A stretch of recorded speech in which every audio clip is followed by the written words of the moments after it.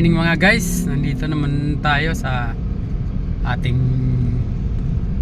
ginagawa, limit natin ginagawa pagdadrive.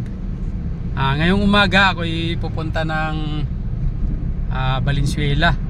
Pipick up ako ng mga gulong dahil wala na akong stock sa aking tindahan. Ngayon ay ako'y nandito sa Imos, sa may Olo Homes. Dito ako nag-shortcut kasi medyo traffic sa Aguinaldo Highway. Guys, samahan nyo ako sa pagbaybay ng kalsadang sa malimit na tinatahak ng maraming sasakyan dito sa Imos, Cavite. Nung nakaraan nga pala mga guys, hindi ko lang na i-download ang aking mga video. Natuloy yung pagpunta ko ng Bicol mga guys. Mula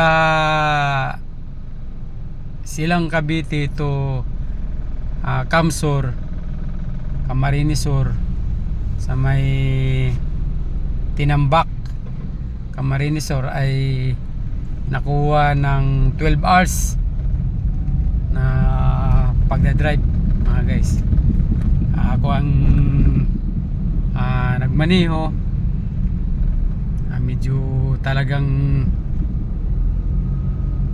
ang sama kasi guys ng kalsada, lalo na sa may Tagkawayan Quezon to Gumaka Quezon. Medyo hindi ka makapatakbo ng maayos, at kung magpapatakbo ka naman ng mabagal ay talagang ramdam na ramdam mo ang kalampag o kaya ang bounce ng shock ng sasakyan mga guys. Hindi pala ito yung ginamit ko. Yung ginamit ko ay yung sa aming pastor na sasakyan na Innova. Mula nung pag-uwi namin guys, ako din ang nag-drive. Mula naman Naga to Silang Cavite ay nagpa-full tank ako ng halagang 2,200 na diesel.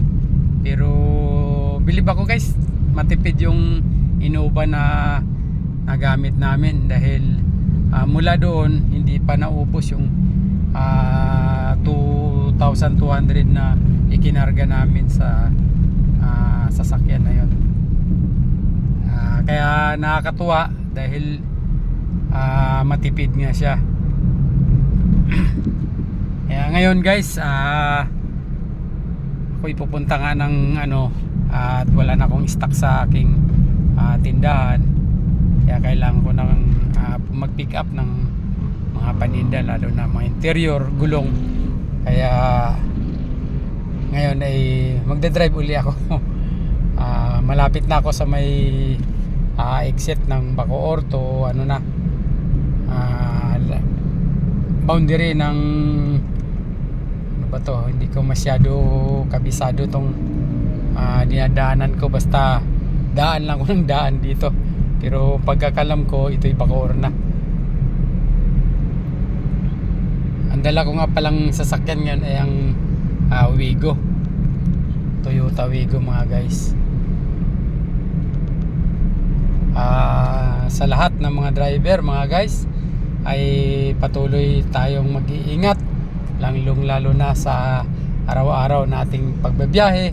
Patuloy nating ipag-pray ating mga pamilya, lalo na tayong mga katatayan, lalo na sa mga driver, at gabayan lagi tayo ni God.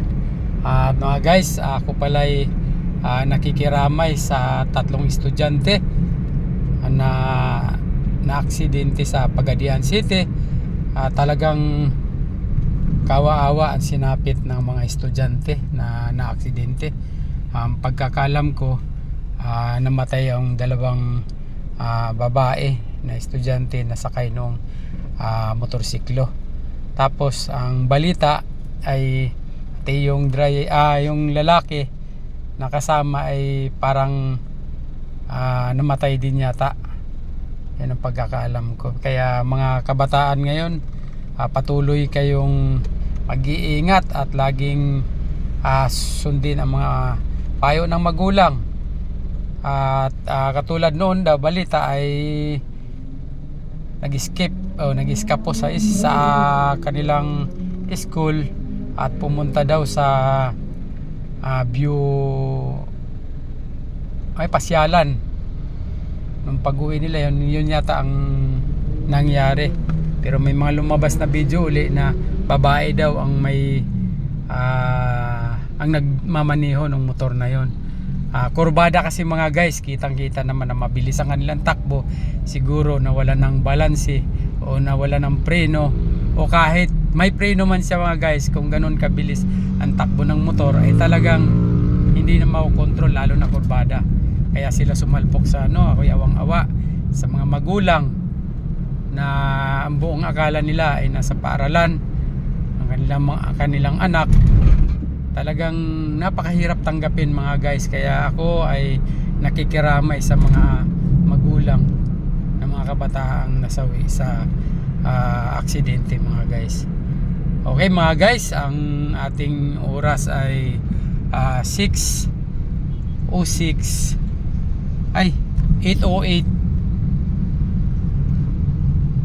ng umaga mga guys. Nandito na ako sa may ano na to,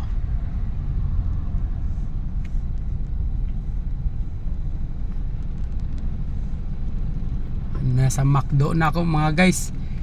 Yung papuntang toll gate, tapos to Rotunda to sa Puti.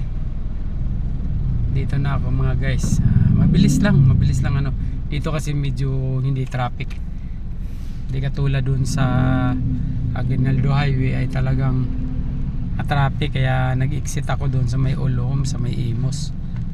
Kaya medyo napabilis mga guys.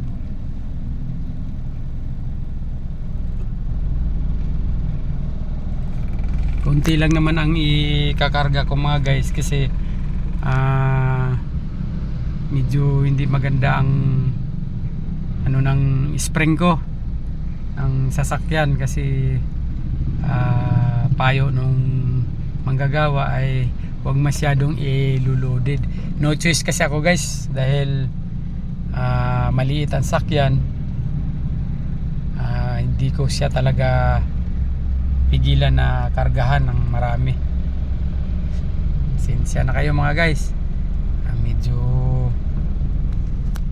ka-traffic mga guys. Update ko kayo mamaya sa aking pagdating doon. Maraming salamat sa inyong panunood. Patuloy na gabayan tayo ni Lord. Tuloy na ingatan bawat isa sa atin, at hinihiling ko po ay paki-like, share, subscribe ng aking mga video para maging updated pa kayo mga guys sa aking mga gawing video. Maraming salamat. Ingat po tayo lagi, and God bless.